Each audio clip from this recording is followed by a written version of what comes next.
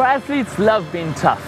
Overcoming and pushing on are the hallmarks of a sport where enduring is literally the main challenge. But there are times when the better option is to stop and not finish, the dreaded DNF. But when is it okay to DNF?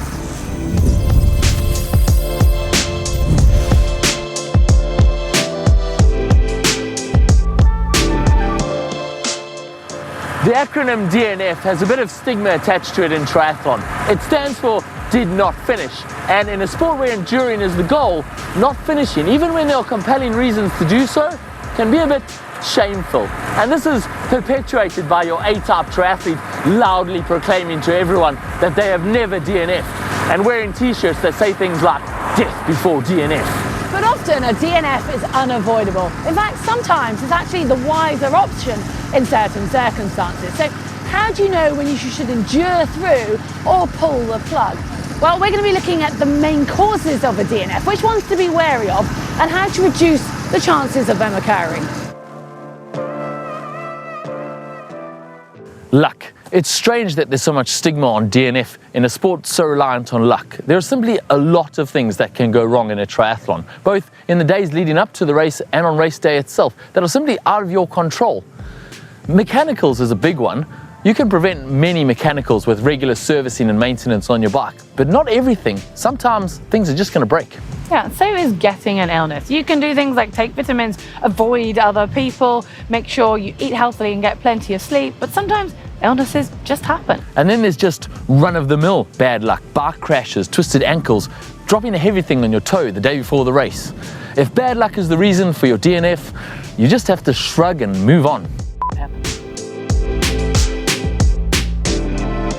Injuries. I mean, some injuries are purely just bad luck, like dropping that frozen turkey on your toe. But most injuries are usually from bad training practices or overuse injuries that you need to get to the bottom of the cause so you can work out how to prevent them reoccurring.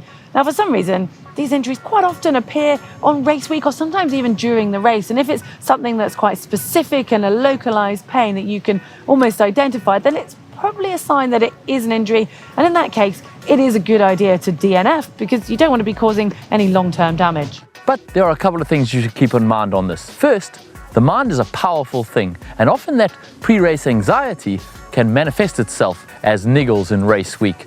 And these niggles just seem to magically go away when the gun goes and the race starts. So don't DNS if you're not 100% sure it's an injury. Of course, if that pain doesn't go away when the race does start, be smart and stop and don't do any damage. And secondly, there's a difference between injury pain and effort pain. If it's just all over painful during a race, that's called triathlon, and enduring this is pretty much what triathlon's all about. But if it's specific localized pain, you could be damaging a muscle or a joint, and you should probably stop and get that seen to. Cramp. Now, we've decided to talk about this separately as behind mechanicals, it's probably one of the most common reasons for a DNF in triathlon. Now, if you have experienced it, you'll know just how painful and debilitating a cramp can be. Now, essentially, it is a spasm of the muscle when most or almost all of the muscle fibers within a muscle contract at once, and it gives you a pretty good idea of just how strong your muscles can be when they're fully contracted. Yeah, you can't really tough out a cramp. You can keep going through it, through the pain, but if it's a large muscle like a quad or a hamstring, you won't be moving very fast, if at all. Well, cramps are caused by many things, sometimes unknown, but quite often it's one of these two, either an electrolyte imbalance or simply asking a muscle or a muscle group to go too hard for too long. So does that mean a cramp is a reason for a DNF? Well, that depends. If your cramps start really early in your triathlon, like a leg cramp during the swim on the first few miles of the bike, then it's probably a systemic thing. And you can probably trace the cause back to a long haul flight or dehydration or too much or too little salt in the days leading up to the event. A systemic thing like this is probably not going to clear up very quickly, and you're probably in for a DNF.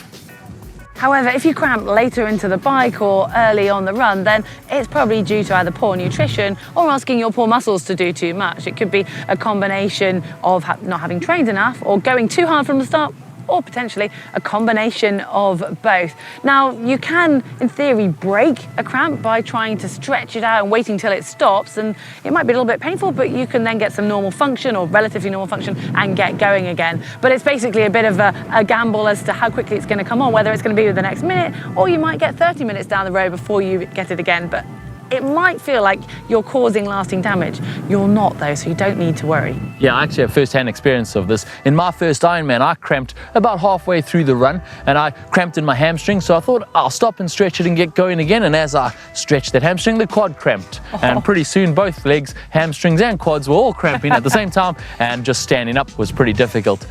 I did endure, and I got to that finish line. It was very painful and not a lot of fun, and I'm not sure I would do it again for that same Ironman finish time, but it was my first one and I got that medal.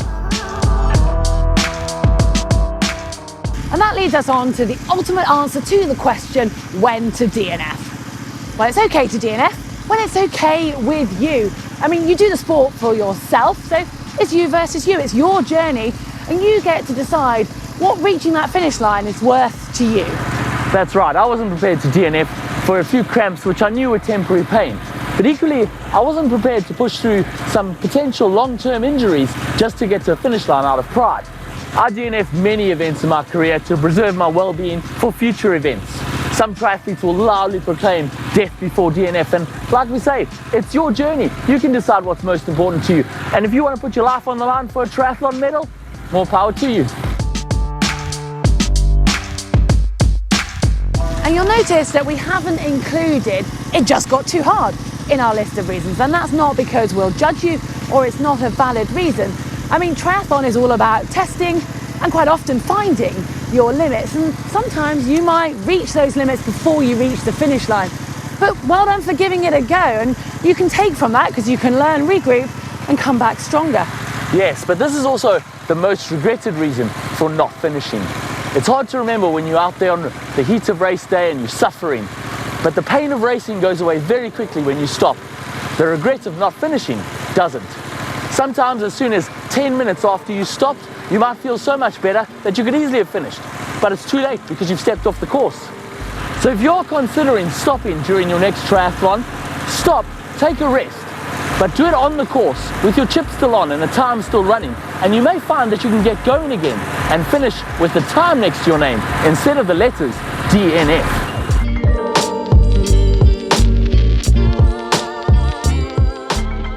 Anyone who has DNF'd will feel your pain and your anguish. Whatever your reason, we feel you, we understand. I mean, some of us have been there, but just make sure you give it some time and recover. You'll be able to come back stronger and more determined. That's right, your race may end in a DNF, but your triathlon journey won't. You'll get there next time and the finish line will be that much sweeter because of what you've overcome to get there. Leave us your DNF stories down below. We'd love to hear them, or how you avoided a DNF. And don't forget to like and subscribe to the channel for more triathlon related content.